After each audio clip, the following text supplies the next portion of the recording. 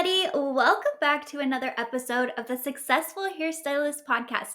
I'm Ren Lopa, and this week we are talking all about consultations. So, whether you are a seasoned stylist with plenty of consultations under your belt, or you're just getting into the industry, this is going to be insightful. I want to give you the 10 must have consultation questions to ask to avoid redos and build that lifetime relationship with your client. Let's jump in. For those of you that don't know me, I'm Ren Lopa and my hair is full of dry shampoo. As we dive into this topic, I want you guys to take a second and write a comment below. Tell me about one of your hardest redos that you had. I will be sharing these over on my Instagram stories, so make sure to follow me there to see everyone else's. It's at Ren Lopa Official. Forbes explains how it takes 7 seconds for someone to form a first impression of you. And I'm here to argue that we make first impressions with our clients every single visit because we are seeing them stretched out in an amount of time of 5 to 10 to 12 weeks. It is so important that we make a great first impression every single visit. This also leads to building consistency in our experience. That first impression is a big part of consultations, and I believe what makes them so successful. It's all about building rapport, building trust, and ultimately putting your client at ease. It's a lot to balance between the two of making them feel heard and validated and getting on the same page while also keeping things running so that we are on time for the next person, we're not rushing through the actual service, and we can do what we told them that we could. But I'm gonna break it down. Let's make it really easy. First, where I wanna start is with the 3 biggest mistakes that hairstylists make during their consultation. All right, so mistake number 1 that hairstylists make during consultations is not making their clients feel heard. Here's the thing, feelings equal perception. You can execute the exact same look on someone, and if they feel heard and like they're getting what they want, they can walk out feeling so excited. But if they don't feel heard, it can literally look the exact same. They will nitpick it, they will feel insecure about it, and they will probably be texting you in a couple days asking for some sort of redo. So, making sure your clients feel heard is huge. And a great way to do this is through active listening. Active listening just allows you to really connect while they're communicating so that they're feeling heard, they can rest, they can be at ease during the whole process. I highly encourage you to look up more details about active listening, but a tiny bit of info would be, nodding, repeating back, smiling, saying yes, saying I hear you, I understand you. This is what you're saying. Those are all a little bit of a taste, but this is such a vital skill to master. The second biggest mistake that hairstylists make in a consultation is not managing those expectations up front. Now, this is where a lot of the redo situations happen, and a lot of the questions I give you are going to help you with this, but we want to make sure that we have ways to get on the same page with our clients. And I really want you guys to get in the habit of showing and telling, right? So a lot of times we will tell, and so much can get lost in communication, especially when we're trying to tell our clients that they can't have something that they really want to have today for their budget on their timeline right now. One of the ways that this can be achieved is through test strands. And I know that some of you might be thinking, Ren, I'm booked back to back. I don't have time for test strands, but I'm going to highly encourage you to make time for them. Use higher volume developers. You can spend 10 minutes on this, or even start it and then continue your consultation and then come back and take a look at what's going on. Test strands really help your client get on the same page. So not only are you gathering information about their hair, they are gathering information about their hair. A lot of clients are skeptical in 2025 of what hairstylists say, what can be achieved, what is going on. They are just skeptical and overloaded with information from the internet. A test strand allows you guys to get on the exact same page. You can show them, look, this is as high as your hair is lifting. You have a crazy band here. So this is what we're going to do. This is what I recommend. And the good news is, if the test strand comes out great, and you can feel confident walking into the service that you really can deliver what they're looking for. And then the third mistake hairstylists make in a consultation is something I talk about all the time here, which is using a lot of stylist jargon. Look, our hairstylist terms mean nothing to the everyday woman, or might mean something that they're really not. So we need to be careful, use very simple terminology, words like brighter, darker, chunky, thin, blended, bold. Like, we need to get more specific in our language because they are not going to understand some of the advanced terminology we use. So be on the lookout for that. All right, so now let's dive into the 10 must-have consultation questions to avoid those redos. The first question is going to be getting that information about their hair history. Now, we understand why this is important, and we also know that clients don't always remember all the crazy things they've done to their hair. Again, why a test strand is so important. But this is just going to help you get that information that you need in order to know what to expect as you're working on their hair. This can also help you understand the journey that they've been through. Have they done their hair a lot? Do they go to the salon a lot? Have they not gone in a ton of years? Does it sound like there's somebody who goes once every few years and gets something done and then doesn't go back? You can really start to see patterns too as you're listening to their hair history. The second question is, what do you love and not love about your current hair? And so that's called a compound question because you're essentially asking two questions in one. And when we ask compound questions, people tend to only answer part of it. So also make sure you touch back in and make sure you're getting both answers to that question. But going through what they love, of course, is so important because we want to know what not to mess with, right? Like, we don't want to take any action that is going to change what they're loving and what's working for them. On the flip side, we want to have some solutions and start brainstorming some ideas to solve the challenges that they are having right now with their hair. Now, a lot of hair challenges, and you guys will know what I mean, a lot of hair challenges will end up being, this has to grow out, right? So challenges with fringes, layers, all of this kind of stuff, it's like we kind of just have to leave it alone. And I know that that can be frustrating to the client, but knowing how to talk about it is all that it takes to still get on the same page and make them feel heard and like you understand them.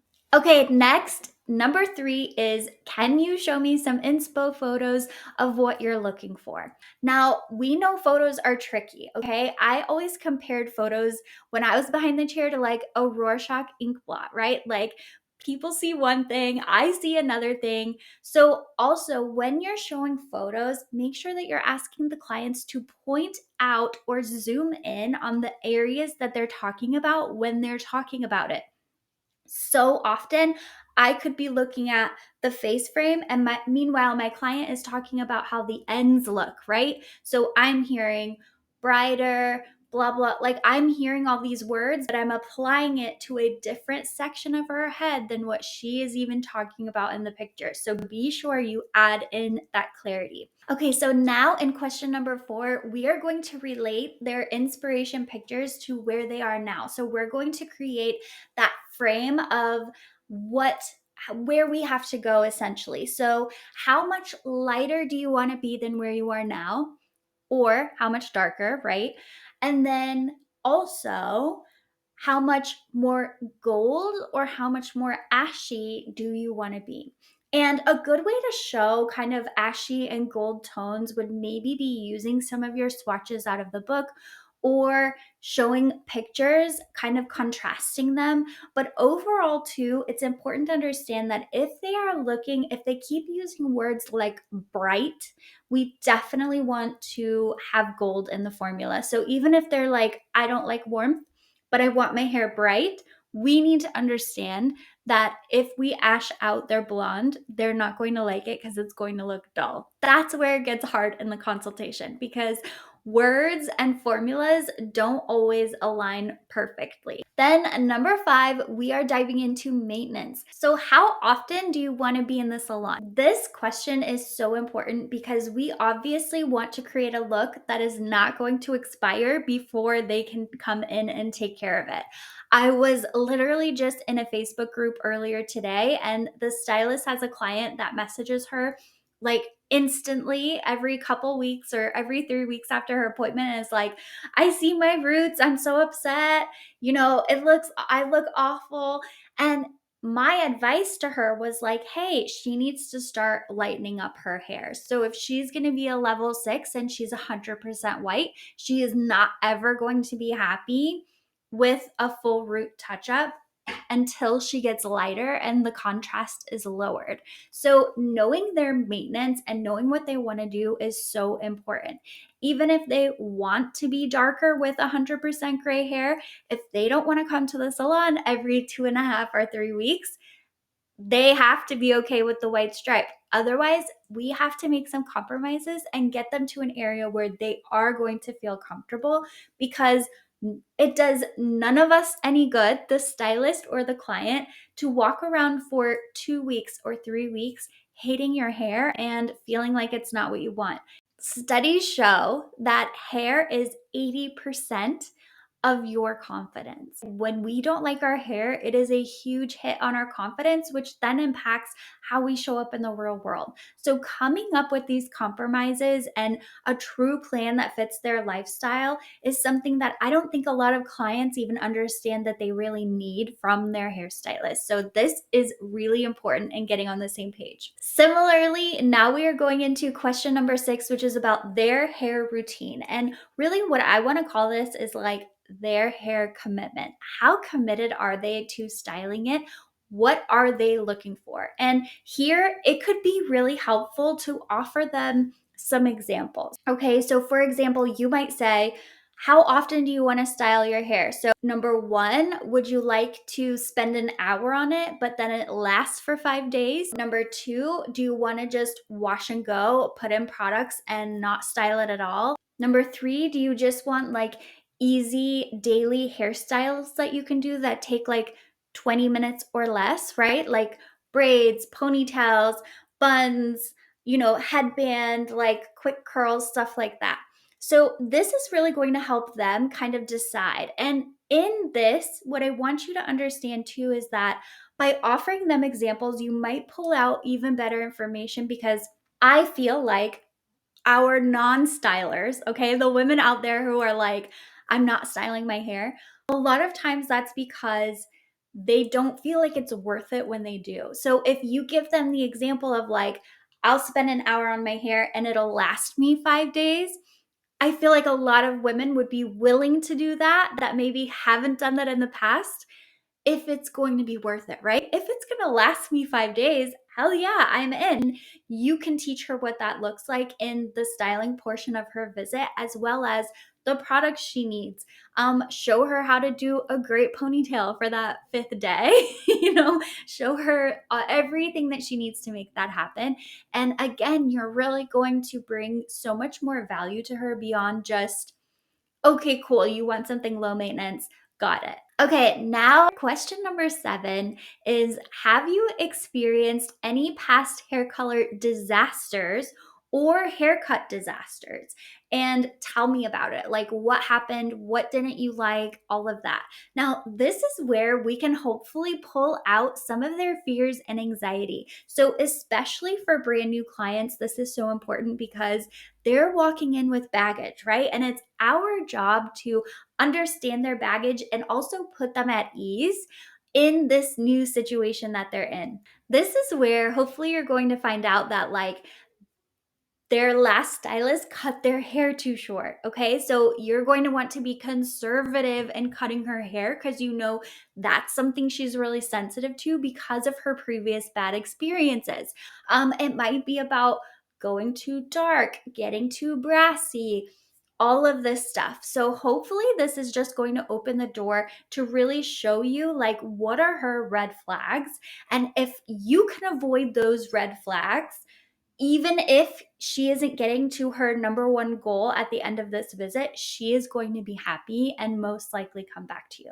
Number 8, we're getting into some of the confirming situation here, right? So these questions have kind of been building. So now question number 8 is about the level of change, okay? Are you looking for a big transformation or something subtle? Now, I still like asking this question even after we've looked at photos and we've talked about that, because you're kind of confirming what she's really looking for. So even if the photo to you looks really close to where she is, if she says, I'm looking for a giant transformation today, you're going to know, hey, I need to recheck in on this. Like, is the transformation how light it's going to be? Is the transformation going to be in the styling, in the haircut? Again, this is going to help you manage those expectations. So it seems like a repeat question, but that's on purpose. That's with intention. So same thing. If the photos look really different and she says, well, I just want a subtle change, you should be able to say, okay, let me just check back in on this and make sure I have this right. And like, just spend a couple more minutes making sure you're on the same page. Then color style preference. So again, this is another reiterating question. Just checking in from the photos we looked at. Are you looking for like an overall solid color, a blended color, or high contrast color? And they can tell you. And then if that's very different from the picture they showed you, again, now it's time to go back and just make sure you're on the same page. And then lastly, question number 10, this is a big one. Are you open to my professional recommendations based on your hair type and goals? Now, honestly, you've probably been sharing this all throughout the visit already, hopefully, but this is really important because she is going to now give you permission to confirm some of the, observations that you've had, etc. So when she says, "Oh my god, yes, of course," which 99% of people are going to say, then you can say, okay, great. Like we've already talked about, I think the length of your fringe, we should keep it lower because, your face is more square. We should keep your part over here. So I'm just going to move your color over here because I think with your cowlick, that's going to be easier to style, etc. So then you can kind of confirm how you have customized what she's asked for. And this, not only are you confirming you're on the same page one last time, but you are also showing her your unique eye and attention to detail. Okay, so those are the 10 questions I recommend for consultations. And it's so important to maintain the same energy, whether you've seen someone 20 times or this is their very first visit. That's how we keep our loyalty. So be sure that you are in the habit of this. It might be helpful if you're changing your consultation or you're adding in some of these questions to have them in a checklist format, just so the first few times you're going through it, you are not forgetting anything. But after a few times, it's going to become like muscle memory and it's going to get like quicker and quicker to kind of go through this. Really, the point of asking all of these questions is showing your client your level of experience, care, and commitment to making her hair goals a reality for her. Every woman's goal at the end of the day is just to have a look that compliments her, that makes her feel confident, and that she can style and feel good about on a daily basis. As long as you can hit those things, you are going to have no trouble retaining clients and keeping them happy and earning those 5-star reviews. All right, that is it. Thank you so much for tuning in this week. I appreciate all of you. Be sure to comment, subscribe, review, share in your stories, tell your hair besties, and come and tell me what you thought about this episode over on Instagram. It's at Ren Lopa Official. All right, guys, I will see you next week.